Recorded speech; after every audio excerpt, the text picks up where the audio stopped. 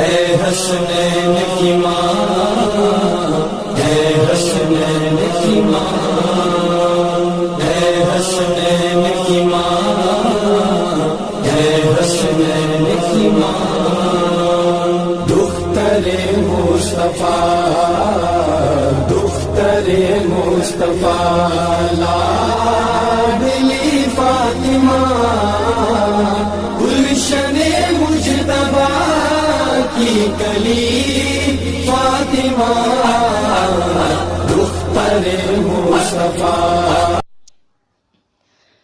باجی جی السلام علیکم ورحمۃ اللہ وبرکاتہ۔ آپ سے ایک مسئلہ پوچھنا ہے، کیا حائضہ عورت قرآن پاک کی تلاوت کر سکتی ہے؟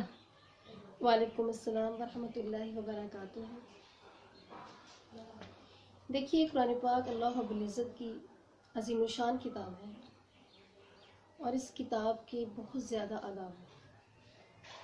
انہی آداب میں سے ایک یہ بھی ہے کہ اس مبارک کتاب کو ناپاکی کی حالت میں نہ پڑھا جائے۔ ایام ماہواری میں جس طرح سے عورت نماز نہیں پڑھ سکتی، بیت اللہ کا طواف نہیں کر سکتی، اسی طرح اس کے لیے یہ جائز نہیں ہے کہ وہ اس مبارک کتاب کو یعنی قرآن پاک کو پڑھے، اس کی تلاوت کرے۔ اور ہمارے پیارے پیغمبر حضرت محمد مصطفیٰ صلی اللہ علیہ وسلم نے بھی ہمیں اسی بات کی تعلیم فرمائی ہے۔ رسول پاک صلی اللہ علیہ وسلم کا ارشاد مبارک ہے، آپ صلی اللہ علیہ وسلم نے فرمایا، حائضہ اور جنبی قرآن پاک میں سے کچھ نہ پڑھیں۔ یہ روایت جامع ترمذی جلد نمبر 1 حدیث نمبر 124 صفحہ نمبر 129 پر موجود ہے۔ امام ترمذی رحمہ اللہ نے اس روایت کو نقل کرنے کے بعد ہی بھی ارشاد فرمایا کہ رسول اللہ صلی اللہ علیہ وسلم کے کثیر اہل علم صحابہ، تابعین اور ان کے بعد والے حضرات، مثلا امام سفیان ثوری رحمہ اللہ، امام عبداللہ بن مبارک رحمہ اللہ، امام احمد بن حنبل رحمہ اللہ، امام شافعی رحمہ اللہ، اسی طرح سے امام اسحاق رحمہ اللہ کا بھی یہی مسلک ہے کہ حائضہ اور جنبی قرآن پاک کی تلاوت نہیں کر سکتے۔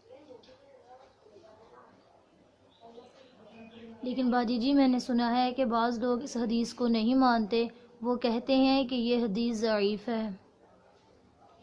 اس حدیث کو ضعیف کہنے والوں کی رائے درست نہیں ہے، کیونکہ ان حضرات کا کہنا ہے کہ اس حدیث کی سند میں ایک راوی ہے، اسماعیل بن عیاش۔ جب وہ شامیوں سے روایت کرے تو وہ روایت درست ہوتی ہے، جب غیر شامیوں سے روایت کرے تو ضعیف ہوتی ہے، اور یہ روایت بھی غیر شامیوں سے ہے۔ لیکن یاد رہے، اس حدیث مبارکہ کو موسیٰ بن عقبہ سے صرف اور صرف اسماعیل بن عیاش نے نقل نہیں کیا، بلکہ اس روایت کو موسیٰ بن عقبہ سے نقل کرنے والے مغیرہ بن عبد الرحمن اور ابو معشر بھی ہیں۔ مغیرہ بن عبد الرحمن اور ابو معشر کی روایات سنن دارقطنی جلد نمبر 1 حدیث نمبر 417 اور 418 صفحہ نمبر 90 پر موجود ہے، اگر آپ چاہیں تو آپ دیکھ بھی سکتے ہیں۔ لہٰذا ان حضرات کی مطابق کی وجہ سے یہ حدیث مبارکہ حسن ٹھہری، اور حسن حدیث تو قابل استدلال ہوتی ہے۔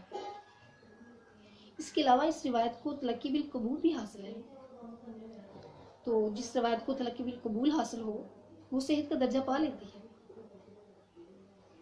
اس لیے بہنوں کے لیے عرض ہے کہ جو بہنیں ڈیلی قرآن پاک کی تلاوت کرتی ہیں وہ ایام ماہواری میں تلاوت کے اوقات میں ذکر و اذکار اور تسبیحات وغیرہ کر لیا کریں، تاکہ ان کی روٹین خراب نہ ہو اور ان کو پورا اجر و ثواب بھی ملتا رہے۔ شکریہ۔